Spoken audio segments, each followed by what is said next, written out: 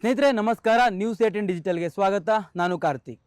ರಾಜ್ಯ ಕಾಂಗ್ರೆಸ್ನ ನೇತೃತ್ವ ವಹಿಸಿರುವಂಥ ಡಿಕೆ ಮತ್ತು ಬಿಕೆ ಅವರ ಕಟ್ಟಿ ಹಾಕೋದಕ್ಕೆ HDK ಎಂಟ್ರಿ ಆಗ್ತಿದ್ದಾರೆ. ಡಿಕೆ ಬಿಕೆ ನೇತೃತ್ವದ ಕಾಂಗ್ರೆಸ್ನ ಕಟ್ಟಿ ಹಾಕಬೇಕು ಅನ್ನುವಂಥ ಚಿಂತನೆಯಲ್ಲಿರುವಂಥ ಕುಮಾರಸ್ವಾಮಿ ಅವರು ರಾಜ್ಯ ರಾಜಕಾರಣಕ್ಕೆ ಬರ್ತಾ ಇದ್ದಾರೆ.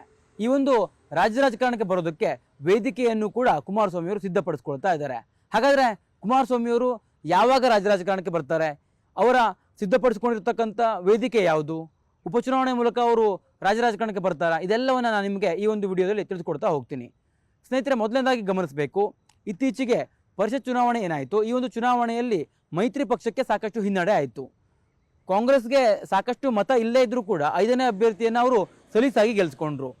ಅದಕ್ಕೆ ಪ್ರಮುಖ ಕಾರಣ ಅಡ್ಡ ಮತದಾನ ಆಗಿತ್ತು. ಅದು ಬಿಜೆಪಿಯವರು ಮತ್ತು JDS ಪಕ್ಷದ ಶಾಸಕರು ಕಾಂಗ್ರೆಸ್ನ ಅಭ್ಯರ್ಥಿಗೆ ಮತವನ್ನು ಹಾಕಿದ್ರು. ಇದು ಸಾಕಷ್ಟು ಮುಜುಗರವನ್ನು ಮೈತ್ರಿ ಪಕ್ಷಗಳಿಗೆ ಸೃಷ್ಟಿಯನ್ನು ಮಾಡಿತು. ಬಿಜೆಪಿ ಮತ್ತು JDS ಪಕ್ಷದ ಶಾಸಕರೇ ಖುದ್ದಾಗಿ ಕಾಂಗ್ರೆಸ್ಗೆ ಮತವನ್ನು ಚಲಾಯಿಸಿರೋದನ್ನು ಕಾಂಗ್ರೆಸ್ನ ನಾಯಕರು ಇದು ನಮ್ಮ ಸರ್ಕಾರದ ಒಂದು ಸಾಧನೆಗಾಗಿ ಅಥವಾ ನಮ್ಮ ಸರ್ಕಾರದ ಜನಪ್ರಿಯತೆಗಾಗಿ ಶಾಸಕರು ಮೆಚ್ಚುಗೆಯನ್ನು ವ್ಯಕ್ತಪಡಿಸಿಯೇ ನಮ್ಮ ಸರ್ಕಾರದ ಜೊತೆ ನಿಂತಿದ್ದಾರೆ, ನಮ್ಮ ಅಭ್ಯರ್ಥಿಗೆ ಬೆಂಬಲವನ್ನು ಸೂಚಿಸಿದ್ದಾರೆ ಅನ್ನುವಂಥ ಹೇಳಿಕೆಗಳನ್ನು ಕಾಂಗ್ರೆಸ್ ನಾಯಕರು ಕೊಡ್ತಾ ಇದ್ರು. ಇದು 2028ರ ಚುನಾವಣೆಗೆ ಮೈತ್ರಿ ಪಕ್ಷಕ್ಕೆ ಹಿನ್ನಡೆಯನ್ನು ಉಂಟು ಮಾಡುತ್ತೆ ಅನ್ನುವಂಥ ಲೆಕ್ಕಾಚಾರಗಳು ಕೂಡ ಇತ್ತು. ಜೊತೆಗೆ ಈ ಪರಿಯಾಗಿ ಮುಜುಗರವನ್ನು ಉಂಟು ಮಾಡಿರೋದಿದೆಯಲ್ಲ, ಇದನ್ನು ಕುಮಾರಸ್ವಾಮಿ ಅವರು ಸಾಕಷ್ಟು ಬೇಸರವನ್ನು ಕೂಡ ಹೊಂದಿದ್ರು. ಅಂದರೆ ಈ ಪರಿಯಾಗಿ ನನ್ನ ಪಕ್ಷದ ಅಭ್ಯರ್ಥಿ ಸೋಲನ್ನು ಅನುಭವಿಸಿದ್ರು, ಅಂದರೆ ಗೆಲ್ಲುವಂಥ ಮತಗಳಿಲ್ಲದೇ ಇದ್ದರೂ ಕೂಡ ನಾವು ಅಭ್ಯರ್ಥಿಯನ್ನು ಹಾಕಿದ್ದೆವು, ಇದೊಂದು ನಮಗೆ ಪ್ರತಿಷ್ಠೆಯ ಕಣ ಆಗಿತ್ತು. ಗೆಲ್ಲುವ ಲೆಕ್ಕಾಚಾರದ ಹೊರತಾಗಿ ನಮ್ಮ ಪಕ್ಷದ ಮತಗಳು ನಮ್ಮಲ್ಲಿಯೇ ಇರಬೇಕು ಅನ್ನುವಂಥ ಲೆಕ್ಕಾಚಾರವನ್ನು ಕುಮಾರಸ್ವಾಮಿ ಅವರು ಹೊಂದಿದ್ರು. ಆದರೆ ಅದರ ಹೊರತಾಗಿ ತನ್ನ ಪಕ್ಷದ ಶಾಸಕರು ಹಾಗೆ ಮೈತ್ರಿ ಪಕ್ಷ ಆಗಿರುವಂಥ ಬಿಜೆಪಿಯ ಶಾಸಕರು ಕಾಂಗ್ರೆಸ್ನ ಅಭ್ಯರ್ಥಿಗೆ ಮತವನ್ನು ಚಲಾಯಿಸಿದರು. ಇದು ಕುಮಾರಸ್ವಾಮಿ ಅವರ ಒಂದು ಚಿಂತನೆಯಲ್ಲಿ ಹಲವು ಬದಲಾವಣೆಗಳನ್ನು ಮಾಡಿದೆ.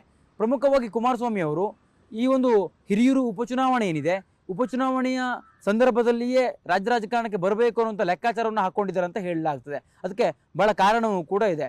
ಮುಂಬರುವ ಲೋಕಸಭಾ ಸದನ ಏನಿದೆ, ಆ ಒಂದು ಅಧಿವೇಶನದ ಬಳಿಕ ಅಲ್ಲಿ ಕ್ಯಾಬಿನೆಟನ್ನು ರೀಶಫಲ್ ಮಾಡ್ತಾರೆ, ಸಂಪುಟವನ್ನು ಪುನರಚನೆ ಮಾಡ್ತಾರೆ ಅನ್ನುವಂಥ ಒಂದಿಷ್ಟು ಮಾಹಿತಿಗಳು ಕೂಡ ಇದೆ. ಅಂಥ ಒಂದು ಸಂದರ್ಭದಲ್ಲಿ ಸಚಿವ ಸ್ಥಾನವನ್ನು ಕುಮಾರಸ್ವಾಮಿ ಅವರು ಕಳೆದುಕೊಳ್ಬಹುದು ಅನ್ನುವಂಥ ಲೆಕ್ಕಾಚಾರಗಳು ಕೂಡ ಇದೆ.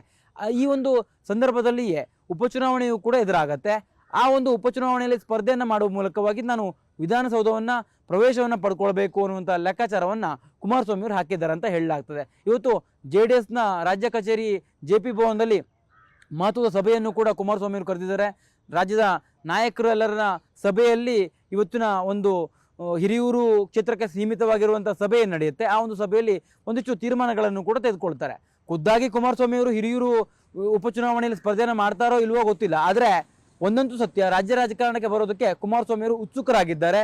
ಈಗಾಗಲೇ DK ಶಿವಕುಮಾರ್ ಅವರ ನೇತೃತ್ವದ ಸರ್ಕಾರ ಅಧಿಕಾರದಲ್ಲಿರುವಂಥ ಕಾರಣಕ್ಕಾಗಿ ಅದು ಒಕ್ಕಲಿಗ ಮತವನ್ನು ತನ್ನಿಂದ ಅಥವಾ ತನ್ನ ಪಕ್ಷದಿಂದ ಕಾಂಗ್ರೆಸ್ಗೆ ಸ್ಥಾನಪಲಾಟ ಆಗ್ಬೋದು ಅನ್ನುವಂಥ ಆತಂಕವನ್ನು ಕೂಡ ಕುಮಾರಸ್ವಾಮಿ ಅವರು ಹೊಂದಿದ್ದಾರೆ. ಈ ಎಲ್ಲ ಲೆಕ್ಕಾಚಾರದ ಕಾರಣಕ್ಕಾಗಿ ಕುಮಾರಸ್ವಾಮಿ ಅವರು ರಾಜಕಾರಣಕ್ಕೆ ತ್ವರಿತವಾಗಿ ಬರಬೇಕು, ಇಲ್ಲಿ DK ನೇತೃತ್ವದ ಸರ್ಕಾರವನ್ನು ಕಟ್ಟಿ ಹಾಕಬೇಕು ಅನ್ನುವಂಥ ಒಂದು ಚಿಂತನೆಯನ್ನು ಹೊಂದಿದ್ದಾರೆ. ಅದಕ್ಕೆ ವೇದಿಕೆಯಾಗಿ ಹಿರಿಯೂರು ವಿಧಾನಸಭಾ ಉಪಚುನಾವಣೆ ಏನಿದೆ, ಈ ಒಂದು ಉಪಚುನಾವಣೆಯನ್ನು ಬಳಸಿಕೊಂಡ್ರೂ ಕೂಡ ಆಶ್ಚರ್ಯವನ್ನು ಪಡಬೇಕಾಗಿಲ್ಲ. ಈಗಾಗಲೇ ಸಚಿವರಾಗಿದ್ದಂಥ D ಸುಧಾಕರ್ ಅವರ ನಿಧನದ ಕಾರಣಕ್ಕಾಗಿ ಹಿರಿಯೂರು ವಿಧಾನಸಭಾ ಕ್ಷೇತ್ರ ತೆರವಾಗಿದೆ. ಅದಕ್ಕೆ 6 ತಿಂಗಳ ಒಳಗಾಗಿ ಚುನಾವಣೆಯನ್ನು ಕೂಡ ನಡೆಸಬೇಕಿದೆ. ಇನ್ನೇನು ಚುನಾವಣಾ ಆಯೋಗ ಅಲ್ಲಿ ಅಧಿಸೂಚನೆಯನ್ನು ಕೂಡ ಹೊರಡಿಸುತ್ತೆ ಉಪಚುನಾವಣೆಗೆ. ಇಂಥ ಒಂದು ಸಂದರ್ಭದಲ್ಲಿ ತಾವು ಅಥವಾ ತಮ್ಮ ಪಕ್ಷದ ಅಭ್ಯರ್ಥಿಯನ್ನು ಆ ಒಂದು ಉಪಚುನಾವಣೆ ಸಂದರ್ಭದಲ್ಲಿ ಕಣಕ್ಕಿಳಿಸುವುದಕ್ಕೆ ಕುಮಾರಸ್ವಾಮಿ ಅವರು ಉತ್ಸುಕರಾಗಿದ್ದಾರೆ. ಇಲ್ಲಿ ಲೆಕ್ಕಾಚಾರವೂ ಕೂಡ ಕುಮಾರಸ್ವಾಮಿ ಸ್ಪಷ್ಟವಾಗಿದೆ. ಈ ಹಿಂದೆ ನಡೆದಂಥ 2 ಉಪಚುನಾವಣೆ ಏನಿತ್ತು, ಆ ಒಂದು ಉಪಚುನಾವಣೆಯಲ್ಲಿ ಮೈತ್ರಿ ಪಕ್ಷ ಆಗಿರುವಂಥ ಬಿಜೆಪಿಗೆ ಅಭ್ಯರ್ಥಿಯನ್ನು ಹಾಕೋದಕ್ಕೆ ಅವಕಾಶವನ್ನು ಕುಮಾರಸ್ವಾಮಿ ಅವರು ಮಾಡಿಕೊಟ್ಟಿದ್ರು. ಈಗ ತನ್ನ ಸರದಿ ಅನ್ನುವಂಥದ್ದನ್ನು ಅವರು ಸ್ಪಷ್ಟವಾಗಿ ಬಹಿರಂಗವಾಗಿ ಹೇಳುವಂಥ ಕೆಲಸವನ್ನು ಮಾಡ್ತಾ ಇದ್ದಾರೆ. ಅಂದರೆ ಬಿಜೆಪಿಯ ಅಭ್ಯರ್ಥಿಯನ್ನು ಹಾಕೋದಕ್ಕಿಂತಲೂ ನಮ್ಮ ಅಭ್ಯರ್ಥಿನ ನಾವು ಅಲ್ಲಿ ಹಾಕ್ತೇವೆ ಅನ್ನುವಂಥ ಒಂದು ನಿಟ್ಟಿನಲ್ಲಿ ಅವರು ಒಂದಿಷ್ಟು ಕಾರ್ಯಚಟುವಟಿಕೆಗಳನ್ನು ಆರಂಭ ಮಾಡಿದ್ದಾರೆ. ಜೊತೆಗೆ ಹಿರಿಯೂರು ವಿಧಾನಸಭಾ ಕ್ಷೇತ್ರದ ಉಪಚುನಾವಣೆಗೆ ಸೀಮಿತವಾಗಿಯೇ ನಾವು ಸಭೆಗಳನ್ನು ಮಾಡ್ತಾ ಇದ್ದೇವೆ ಅನ್ನುವಂಥದ್ದನ್ನು ಮಾಧ್ಯಮಗಳ ಮುಂದೆ ಬಹಿರಂಗವಾಗಿ ಹೇಳುವ ಕೆಲಸವನ್ನು ಕೂಡ ಮಾಡಿದ್ದಾರೆ. ಈ ಮೂಲಕ ಬಿಜೆಪಿ ನಾಯಕರಿಗೆ ಸ್ಪಷ್ಟವಾಗಿರುವಂಥ ಸಂದೇಶವನ್ನು ರವಾನೆ ಮಾಡಿದ್ದಾರೆ. ನಾವು ಈ ಬಾರಿ ಉಪಚುನಾವಣೆಯಲ್ಲಿ ಸ್ಪರ್ಧೆಯನ್ನು ಮಾಡ್ತೇವೆ ಅನ್ನುವಂಥದ್ದು. ಇದರಲ್ಲಿ ಕುಮಾರಸ್ವಾಮಿ ಅವರ ಲೆಕ್ಕಾಚಾರ ಸ್ಪಷ್ಟವಾಗಿದೆ. ಉಪಚುನಾವಣೆ ಮೂಲಕವಾಗಿ 20 ತಿಂಗಳು ಏನು ಸಾರ್ವತ್ರಿಕ ಚುನಾವಣೆಗೆ ಇದೆಯಲ್ಲ ಒಂದು ಅವಕಾಶ, ಅಂದರೆ 2028ಕ್ಕೆ ಸಾರ್ವತ್ರಿಕ ಚುನಾವಣೆ ಏನಾಗುತ್ತೆ, ಅದಕ್ಕೆ ಕೇವಲ 20 ತಿಂಗಳು ಮಾತ್ರ ಇದೆ. ಈ ಒಂದು 20 ತಿಂಗಳ ಮುಂಚಿತವಾಗಿ ಅಥವಾ 18 ತಿಂಗಳ ಮುಂಚಿತವಾಗಿ ಬರುವಂತ ಉಪಚುನಾವಣೆ ಏನಿದೆ, ಆ ಒಂದು ಉಪಚುನಾವಣೆಗೆ ಸ್ಪರ್ಧೆಯನ್ನು ಮಾಡುವ ಮೂಲಕವಾಗಿ ರಾಜ್ಯ ರಾಜಕಾರಣವನ್ನ ಪ್ರವೇಶವನ್ನು ಮಾಡಿದ್ರೆ ಅದು ಸಾರ್ವತ್ರಿಕ ಚುನಾವಣೆಗೆ ಸಾಕಷ್ಟು ಸಹಕಾರಿ ಆಗ್ಬಹುದು ಅನ್ನುವಂಥ ಲೆಕ್ಕಾಚಾರವನ್ನ ಕುಮಾರಸ್ವಾಮಿ ಅವರು ಹೊಂದಿದ್ದಾರೆ. ಒಟ್ಟಾರೆಯಾಗಿ ಕಾಂಗ್ರೆಸ್ನಲ್ಲಿ ಈಗಾಗಲೇ DK-BK ನೇತೃತ್ವದ ಒಂದು ಪಕ್ಷ ಮುನ್ನಡೆಸುವಂತ ಒಂದು ಸಾಮರ್ಥ್ಯವನ್ನು ಅವರು ಹೊಂದಿದ್ದು, ಸದೃಢವಾಗಿ ನಾವು ಪಕ್ಷವನ್ನ ಮುನ್ನಡೆಸ್ತೇವೆ, 2028ಕ್ಕೆ ನಾವೇ ಗೆಲ್ತೇವೆ ಅನ್ನುವಂತ ಒಂದಿಷ್ಟು ಮಾತುಗಳು ಬರ್ತಾ ಇದೆ ಕಾಂಗ್ರೆಸ್ನಲ್ಲಿ.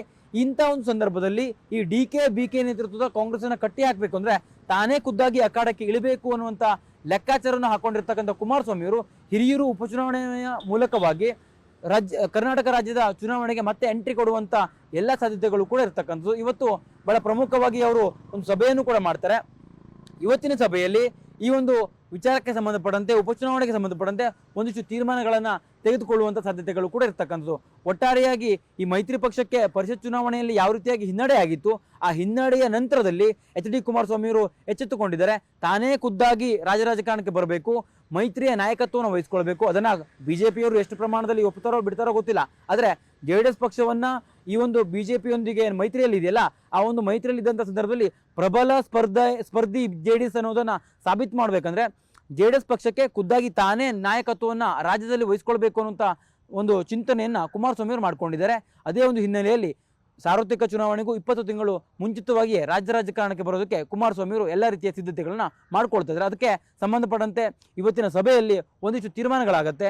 ಕುಮಾರಸ್ವಾಮಿ ಅವರ ನಿರ್ಧಾರ ಏನಾಗಿರುತ್ತೆ ಅನ್ನೋದನ್ನ ಇನ್ನೇನು ಕೆಲವೇ ದಿನಗಳಲ್ಲಿ ಅವರು ಬಹಿರಂಗಪಡಿಸುವಂತ ಸಾಧ್ಯತೆಗಳು ಕೂಡ ಇರ್ತಕ್ಕಂಥದ್ದು. ಜೊತೆಗೆ ಈ ಲೋಕಸಭಾ ಅಧಿವೇಶನ ನಡೆಯುತ್ತೆ, ಮಳೆಗಾಲದ ಅಧಿವೇಶನ. ಅದಾದ ಬಳಿಕ ಕೇಂದ್ರದಲ್ಲಿ ಕ್ಯಾಬಿನೆಟ್ ರಿಷಫಲ್ ಆಗತ್ತೆ ಅನ್ನುವಂಥ ಚರ್ಚೆಗಳಿದೆ.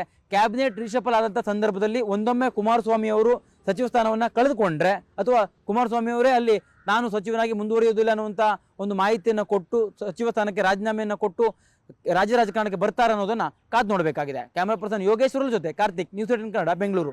ನಿರ್ಭೀತ, ನಿಷ್ಪಕ್ಷಪಾತ, ವಿಶ್ವಾಸಾರ್ಹ ಸುದ್ದಿಗಳಿಗೆ ಮತ್ತೊಂದು ಹೆಸರಾಗಿರುವ ನ್ಯೂಸ್ 18 ಕನ್ನಡ ಈಗ ಆಪ್ನಲ್ಲೂ ಲಭ್ಯವಿದೆ. ದಯವಿಟ್ಟು ಇಲ್ಲಿರುವ QR ಕೋಡ್ ಸ್ಕ್ಯಾನ್ ಮಾಡಿಕೊಂಡು ಆಪ್ ಡೌನ್ಲೋಡ್ ಮಾಡೋದಕ್ಕೆ ಮರಿಬೇಡಿ. ನಿಮ್ಮ ಬೆಂಬಲ ಹೀಗೆ ಸದಾ ನಮ್ಮೊಂದಿಗಿರಲಿ. ಧನ್ಯವಾದ.